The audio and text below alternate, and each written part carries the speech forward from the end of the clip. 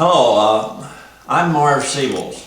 I've been volunteered to do this little stint for the Master Gardeners. I know you husbands know what volunteering means, so I'll start right in, and we're going to talk about how you can easily, quote unquote, raise your own shiitake mushrooms in your own backyard.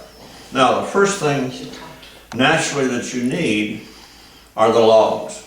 Now, some of the basic requirements are this. First of all, the logs have to be live, and they must be a hardwood type, preferably oak or one of the other hardwoods. And the logs should be about 40 inches long and between 3 and 5 inches in diameter. Now, once you've got your supply of logs, and let me say this, in the past, we have usually used about 8 logs. And believe me, you get a lot of mushrooms off of 8 logs. Because when you see how many holes we drill in the logs, these are all going to propagate mushrooms. So let's get started. The drill obviously is a type that most all of you have, but the important part is the drill bit itself. It has to be a 7/16 drill bit. And what you get from the place where we buy this material is this little stop. And the stop is placed an inch back because your holes are all going to be drilled at an inch depth. And this makes it very easy and fast to drill the holes with the stop. Now, you can just mark a drill bit, but I'll tell you it's a lot easier to have a stop. So let's get started. I'm going to drill these holes about 6 inches apart.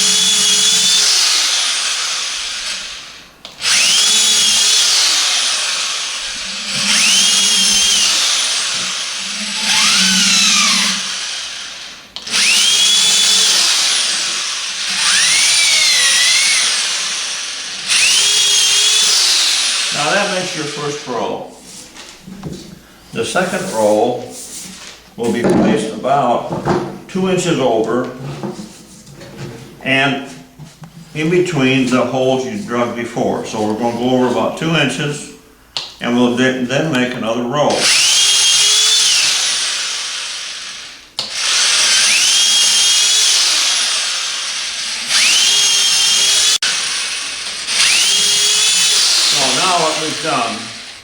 What we've done is we've drilled 3 rows to show you the spacing of the holes themselves. Now, you can see you generate a little bit of sawdust and what have you. But the holes are spaced so you have a kind of a diamond pattern. Bum, bum, bum, bum, like that. And that'll be your spacing of the holes all the way around. Now, what we'll do now is clean off the log because we don't want that sawdust interfering with the rest of the process. And we'll then be ready for the next phase of this. Now that we've got the log pretty well cleaned, I'll have to introduce you to the other half of this presentation, which is my wife, Ruth. Naturally, the Master Gardener. Ruth, come on over, Will. Now, I might interject here that the difference of distance between the length holes and the sideways holes is that the spawn propagates downward, so it'll tend to be lineal, and so it has to have more room between these holes as opposed to the shorter holes. Now, another thing to remember is that it's good to keep the bark as complete as possible because the bark, in essence, serves to keep the log moist and also protect the logs themselves. Ruth, you want to show them how? Now, I have to tell you, this whole thing she holds in her hand is called a what? Infuser. Diffuser. Infuser. And what she's doing, she's jamming that into a can that contains the sawdust spawn. and she goes in and injects in each hole what amounts to an inch deep quantity of this sawdust spawn. We don't have to do all this. And the sawdust spawn is a wide range 46 that we're using. There are other types, but this is the part that we always use. So This is the one that was recommended for this area, and it also recommended for beginners. It works quickly, and you'll get a good crop, and it's called wide range for a reason, because it covers a wide range of areas. now, while she's doing a couple of these, I might add that there's another alternate way to do this, and this is by using a plug. Do we have some of those plugs here someplace?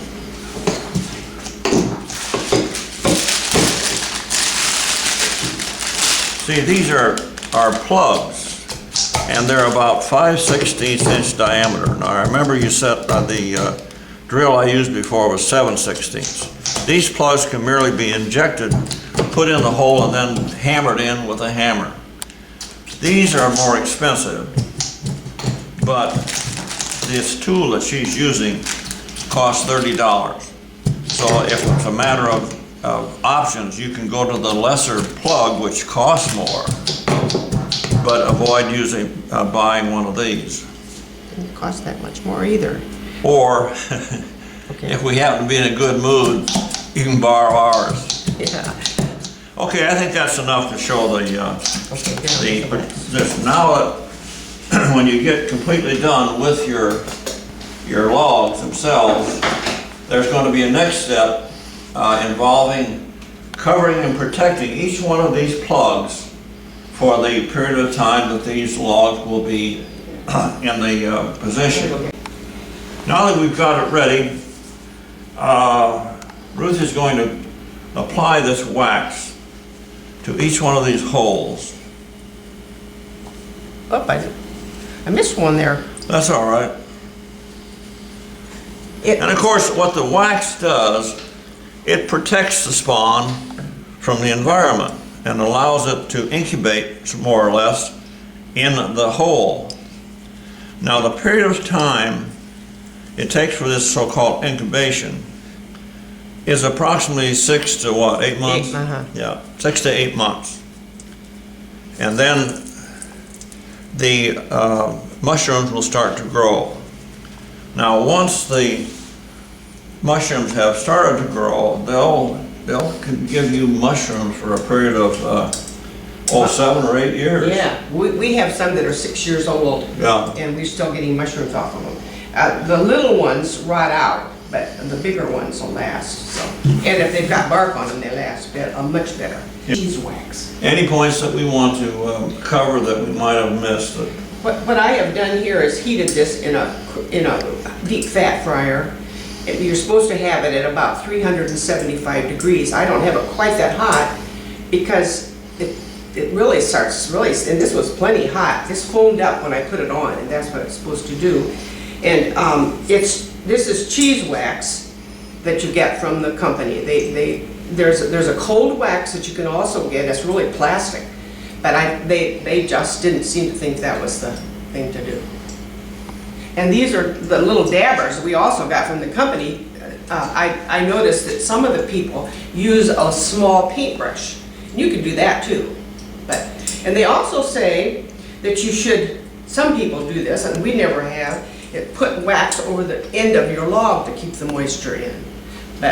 Or if you happen to have a log like this, which has the branches cut off, it's a good idea to seal that as well. It just protects the interior of the log Keep the from moisture. the general environment, keeps the moisture in.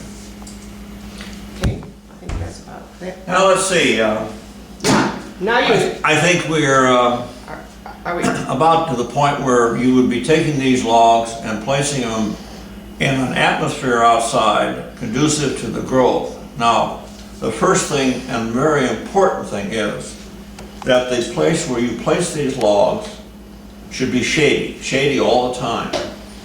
And the logs in the beginning are slightly angled and placed next to each other.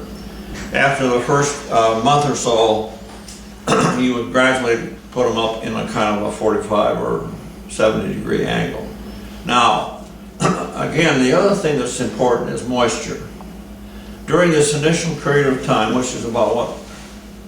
How long? 6 to 8 months till they, well, but you need all the time to keep them, within, some people say 2 weeks, and some people say a week, that they would need 2 inches of sprinkle, of being sprinkled. I said, I've seen several times, people have said, you can do it every 2 weeks, 2 inches of rain with it. They suggest getting a little sprinkler from Walmart, a little rotating sprinkler, and giving them moisture.